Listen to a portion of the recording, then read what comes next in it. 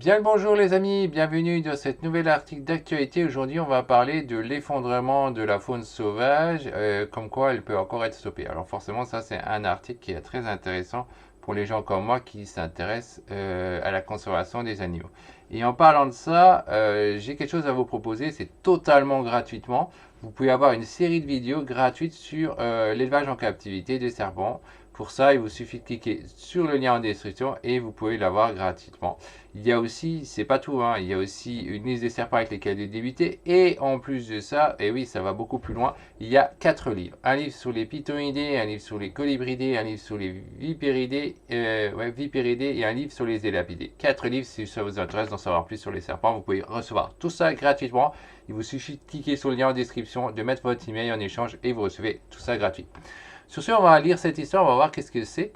Alors, petit espoir, dans un nouveau rapport alarmant, le WWF estime que 73% des populations d'animaux sauvages ont décliné ces 50 dernières années. Déjà, c'est quoi le WWF? Je dirais l'auteur, là, il est déjà pas très futé parce qu'il ne nous dit pas c'est quoi. Et il nous met cet abrégé sans le mettre au moins une première fois. Alors, l'essentiel.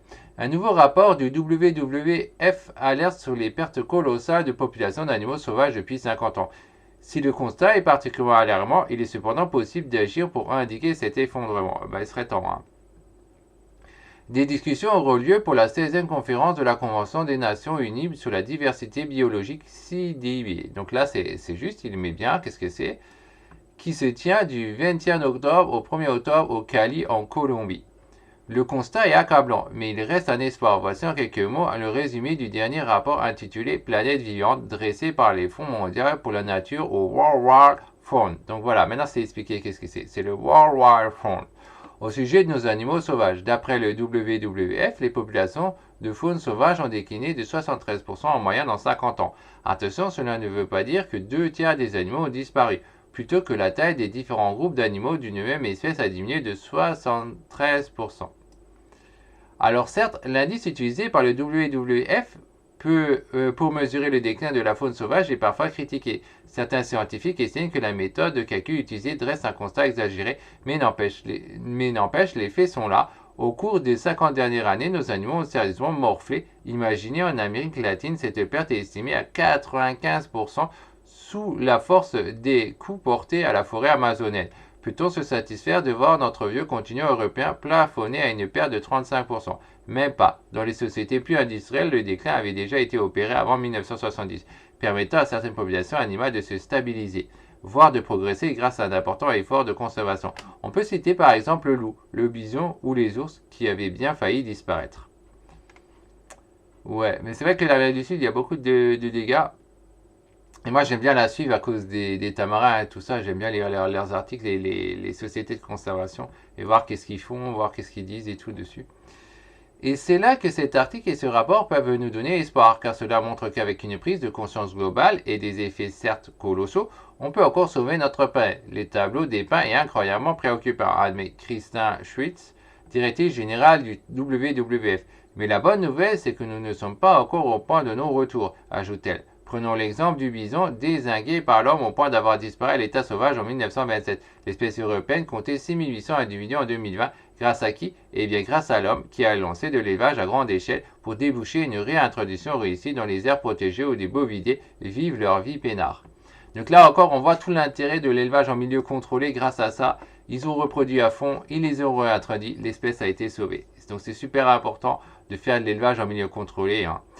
Des paroles, encore des paroles. Pour sauver ce qui peut encore l'être, le WWF a insisté sur la nécessité de mettre en œuvre les accords de Paris ou de Kunming-Montréal qui ont engagé les États du monde entier à préserver la nature. Des ambitions qui seront encore discutées avec l'occasion de la 16e conférence de la Convention des Nations Unies sur la diversité biologique, CDB, qui se tient le 21 octobre au 1er novembre à Cali, en Colombie. Mais avec quel engagement et quelles sanctions pour ceux qui ne la respectent pas? Donc là, il montre une photo de déforestation, c'est bousillé et tout. Il y a tellement d'animaux qui vivent dedans, c'est sûr que c'est une catastrophe. Hein. Au-delà d'un simple catastrophe pour la biodiversité, ah bah tu vois, ils utilisent le même terme. La disparition de faune sauvage présente également des risques évidents pour la vie humaine. Les changements pourraient être irréversibles avec des conséquences dévastatrices pour l'humanité, avertit Dodi Sumba. Le conservateur en chef de WWF a cité l'exemple de l'Amazonie. qui risque de basculer du rôle de puits de carbone à émetteur de carbone, accélérant ainsi le réchauffement climatique. Un autre exemple, la perte des coraux qui altère la régénération d'espèces de poissons victimes de surpêche. Au bout de la chaîne, des millions d'êtres humains pourraient être privés de cette ressource qu'ils ont eux-mêmes fracassée. Nous avons vidé les océans de 40% de leur biomasse, a rappelé Yann Laurent, le WPF France. Il y a urgence.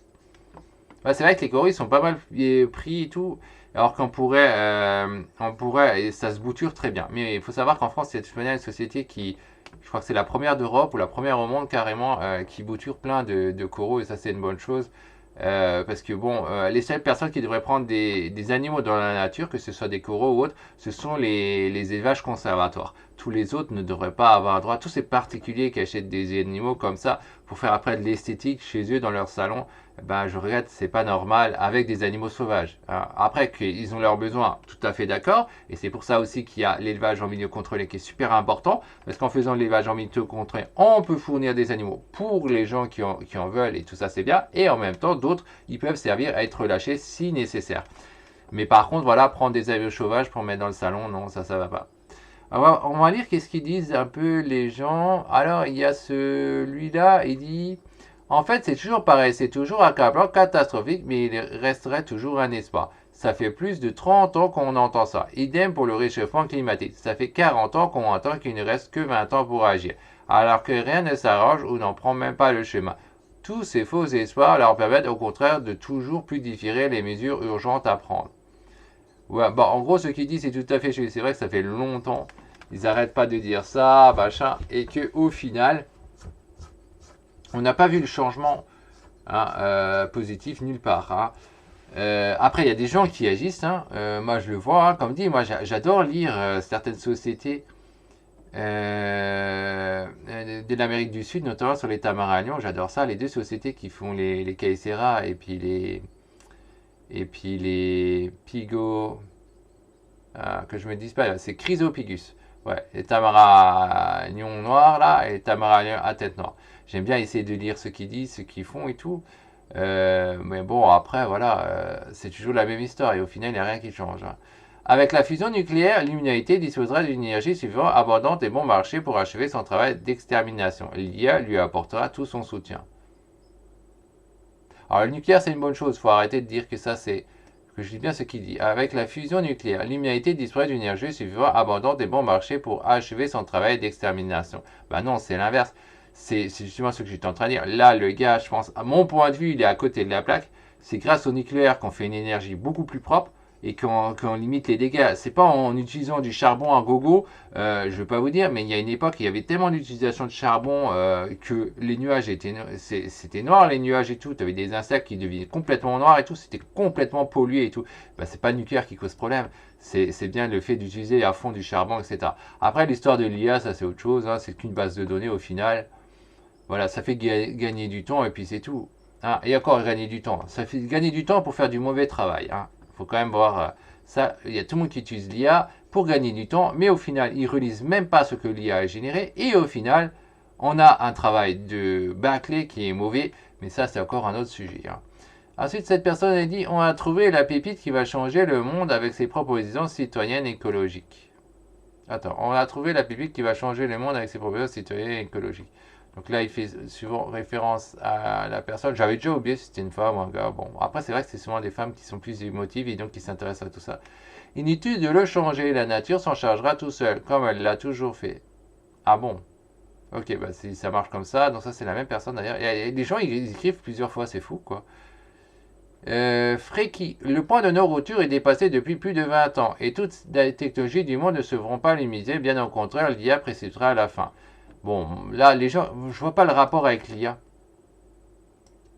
Je vois pas le rapport avec l'IA. Et de plus, non, il y a des points de retour parce qu'il y a des espèces qui ont été sauvées grâce en élevage en milieu contrôlé et qui progressent. Le plus grand exemple, le plus connu, je pense que c'est la Radpix, hein, le Cyanopsita pixie. Mais il n'y a pas que ça. Il y a d'autres animaux comme ça qui ont été sauvés et d'autres qui sont morts. Justement parce qu'il n'y a pas assez de gens qui s'y intéressent. Point de non-retour par rapport à quoi? Avec presque 70 millions d'habitants dans notre pays et une urbanisation rampante sur toute la surface, il reste de toutes les diverses moins d'effaces pour les autres espèces, animales ou végétales. C'est la même chose dans les autres pays de la planète. Alors ça, c'est pas vrai, parce que le truc, c'est que la plupart des gens vont dans les grandes villes, donc il y a un super truc dans les grandes villes. Dans les petites communes, il y a moins de monde, si on regarde les statistiques. Donc c'est pas ça qui tue la faune, hein. Les routes, oui, mais pas directement le fait qu'on attend et tant de gens. Les gens, ils sont tous coincés dans les grandes villes. Bon, les animaux, ils sont pas à ces endroits-là, mais la plupart du terrain, que ce soit français ou autre, eh ben, il est là, bien là pour les animaux, c'est pas un souci, il y a assez de trucs. DTJ, je crains que l'avenir et probablement même le destin de l'homme ne soit pas une autodestruction. Après avoir détruit toutes les autres espèces vivantes, en tout cas, on apprend largement le chemin. Oui, si tu détruis les autres espèces, forcément, on s'autodétruit. Ouais, probablement même le destin de l'homme ne soit pas une autodestruction après avoir détruit toutes les autres espèces vivantes. Ouais, c'est ça. Mais tu peux dire, c'est ce qui se passe. On est en train de s'autodétruire. En tuant les autres espèces, on va se tuer nous-mêmes.